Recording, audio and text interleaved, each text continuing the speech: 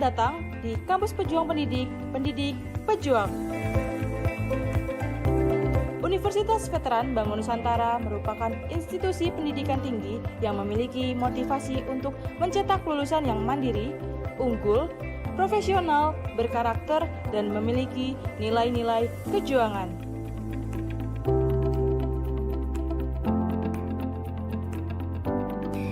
Saya Rektor Universitas Veteran Bangun Nusantara, Profesor Dr. Farida Nugrahani Magister Humaniora.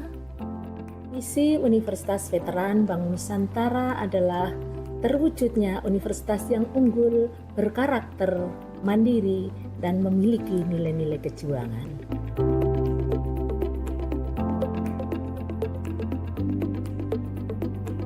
Univet bisa, Univet jaya, Univet unggul luar biasa.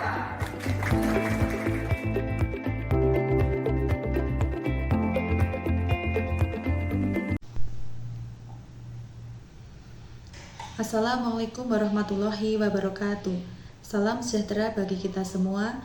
Yang terhormat tim penguji ujian seminar pendidikan profesi guru PPG calon guru gelombang 2 tahun 2024. Perkenalkan, nama saya Fitrian Rohmah, NIM 24225200040 dari kelas PGSD 2, Program Studi Pendidikan Guru Sekolah Dasar Universitas Veteran Bangun Nusantara Sukoharjo. Di sini saya akan mempresentasikan mengenai seminar pendidikan profesi guru yang dibimbing oleh dosen pembimbing Bapak Dr. Andes Krisdianto Hadi Prasetyo, MPD.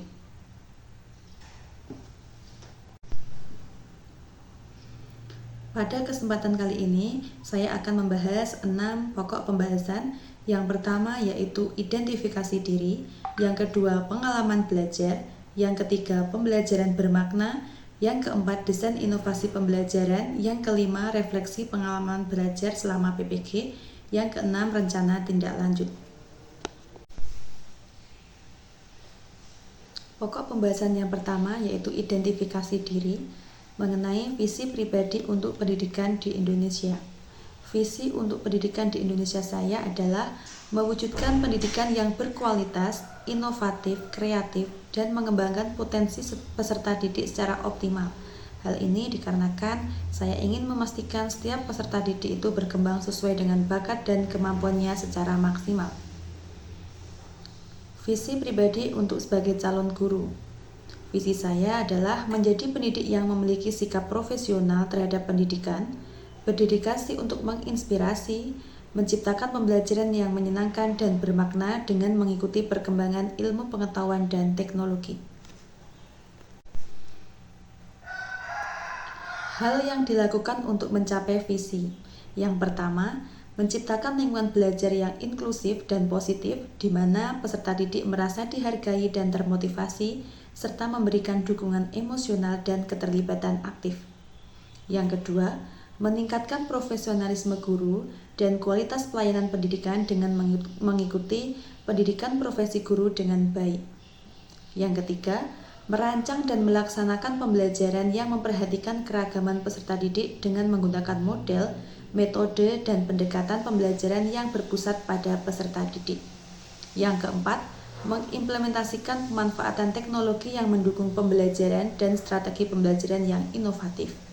Yang kelima, melakukan refleksi dan evaluasi secara rutin dan meningkatkan praktik pembelajaran.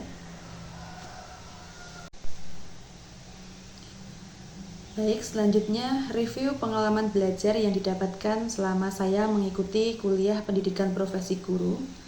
Pada semester 1, ada mata kuliah Filosofi Pendidikan Indonesia, mata kuliah Pemahaman tentang peserta didik dan pembelajarannya, pembelajaran berdiferensiasi, Perspektif Sosiokultural dalam Pendidikan, Prinsip Pengajaran dan Asesmen 1, dan Praktik Pengalaman Lapangan 1. Pada semester 2, ada mata kuliah Pembelajaran Sosial Emosional, Prinsip Pengajaran dan Asesmen 2, Computational Thinking, Praktik Pengalaman Lapangan 2, Proyek Kepemimpinan, dan Seminar Pendidikan Profesi Guru. Selama saya mengikuti pendidikan profesi guru selama 1 tahun, mendapatkan 12 mata kuliah. Di sini untuk mata kuliah pembelajaran yang bermakna, saya memilih mata kuliah Prinsip Pengajaran dan Asesmen 2 yang didapatkan pada semester 2. Pada mata kuliah ini terdiri dari 3 topik pembahasan, yaitu topik 1 membahas tentang Understanding by Design, topik 2 membahas Teaching at the Right Level atau pendekatan TARL, topik yang ketiga membahas yaitu pendekatan pembelajaran Culturally Responsive Teaching atau CRT. Nah, yang pertama di topik 1 itu adalah Understanding by Design atau UBD adalah suatu kerangka kerja untuk merancang kurikulum pembelajaran dan penilaian yang berfokus pada pemahaman mendalam siswa. Di topik 2 itu ada topik pembahasan Teaching at the Right Level atau pendekatan TARL, merupakan pendekatan pembelajaran yang mengacu pada tingkat capaian atau kemampuan peserta didik. TARL merupakan bentuk implementasi yang sesuai dengan filosofi pendidikan Ki Hajar Dewantara, dengan memperhatikan capaian, tingkat kemampuan, kebutuhan peserta didik sebagai acuan untuk merancang pembelajaran.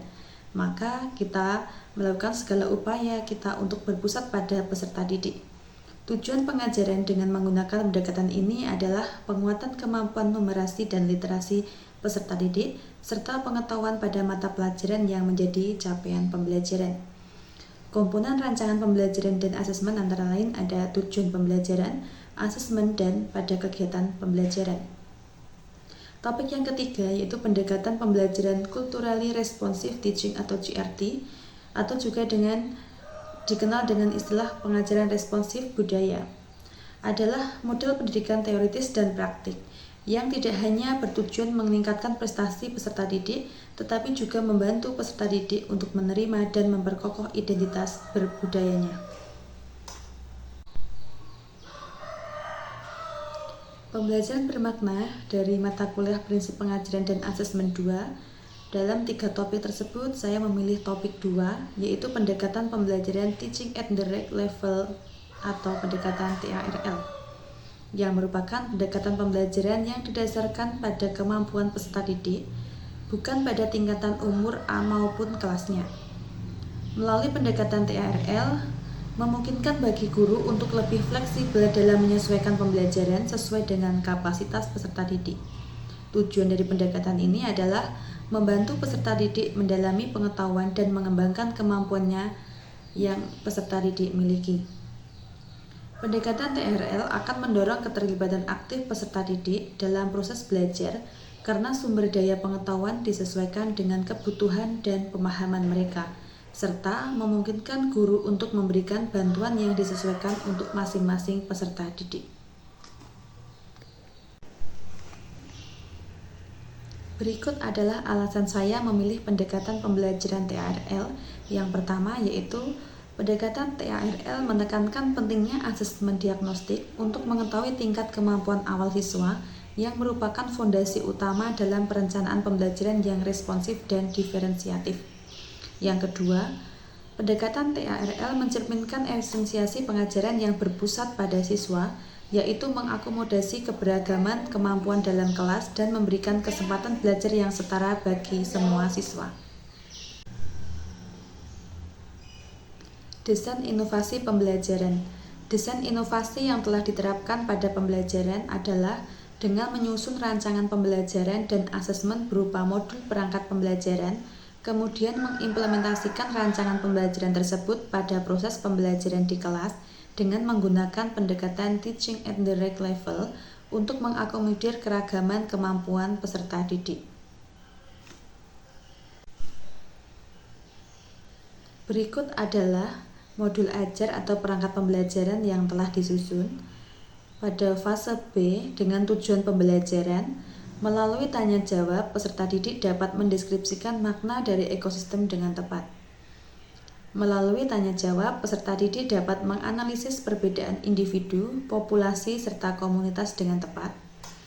Yang ketiga, melalui penugasan proyek, peserta didik bersama kelompoknya dapat mendemonstrasikan komponen biotik abiotik pada sebuah ekosistem dengan tepat.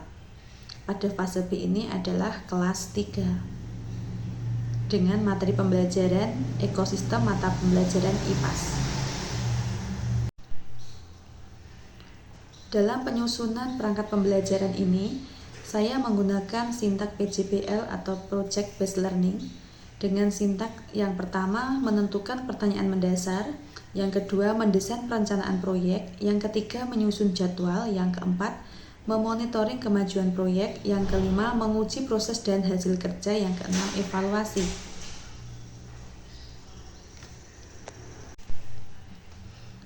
Yang pertama dilakukan adalah memberikan asesmen diagnostik. Asesmen diagnostik kognitif ini yang dirancang untuk mengetahui bagaimana tingkat kemampuan peserta didik di awal. Nah, asesmen ini dilakukan di awal pembelajaran. Dari asesmen diagnostik ini diperoleh hasil pengelompokan peserta didik, yaitu ada kelompok mahir, berkembang, dan mulai berkembang. Kelompok ini nanti yang akan digunakan dalam proses kegiatan pembelajaran di kelas. Baik, selanjutnya inovasi pembelajaran penerapan TRL di kelas.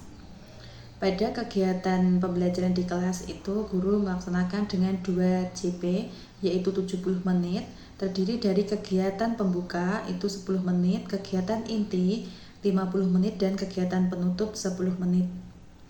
Pada kegiatan pembelajaran itu guru membagi siswa ke dalam 3 kelompok, yaitu kelompok mahir, kelompok berkembang, dan belum berkembang, itu berdasarkan analisis hasil asesmen diagnostik. Selanjutnya, pada kegiatan pembelajaran itu guru berkeliling kelas untuk mengamati dan memantau setiap kelompok serta memberikan bantuan dan bimbingan kepada kelompok berdasarkan kemampuannya. Selanjutnya, guru menginstruksikan kepada kelompok secara bergantian untuk menyajikan hasil diskusi. Guru memberikan perhatian yang lebih ke kelompok yang mulai berkembang dan menguatkan jawaban dari kelompok yang mahir dan berkembang. Nah, berikut adalah lampiran LKPD dan asesmen. Ada asesmen diagnostik yang diberikan di awal pembelajaran, ada LKPD kelompok yang disesuaikan dengan kemampuan siswa, ada juga asesmen formatif yang berguna untuk mengevaluasi peserta didik sejauh mana kepemahaman mereka. Dan berikut adalah media pembelajaran yang digunakan pada proses kegiatan belajar mengajar. Yang pertama, guru memberikan video tutorial cara membuat diorama, itu mengimplementasikan media pembelajaran berbasis teknologi. Dan yang selanjutnya adalah diorama ekosistem yang telah dibuat oleh peserta didik. Dan selanjutnya untuk menambahkan minat dan menarik minat peserta didik dalam keaktifan, guru memberikan media pembelajaran word wall yang berisi pertanyaan mengenai materi pembelajaran. Berikut adalah dokumentasi pembelajaran yang telah dilaksanakan di kelas 3 mata pelajaran IPAS materi ekosistem. Baik, untuk pokok pembahasan selanjutnya yaitu refleksi pengalaman belajar selama mengikuti PPG. Saya menyadari bahwa untuk menjadi guru profesional, saya harus terus belajar dan mengembangkan diri. Dunia pendidikan selalu berkembang, sehingga saya perlu memperbarui pengetahuan dan keterampilan saya, baik dalam materi ajar maupun metode pembelajaran. Selain itu, saya harus memiliki komitmen terhadap etika profesi, menjadi teladan yang baik, serta mampu memahami karakter dan kebutuhan setiap peserta didik. Seorang guru profesional juga harus terbuka terhadap kritik dan saran, serta mampu bekerja sama dengan berbagai pihak demi terciptanya lingkungan belajar yang positif dan bermakna. Dengan begitu, saya dapat menjalankan peran saya bukan hanya sebagai pengajar, tetapi juga sebagai pendidik sejati. Pendidikan di Indonesia seharusnya lebih menekankan pada keterlibatan aktif peserta didik dalam proses pembelajaran serta mengembangkan potensi mereka secara optimal. Pendidikan yang baik bukan hanya berpusat pada guru, tetapi juga memberi ruang bagi setiap siswa untuk berpikir, bertanya, berkreasi, dan mengambil peran dalam pembelajaran.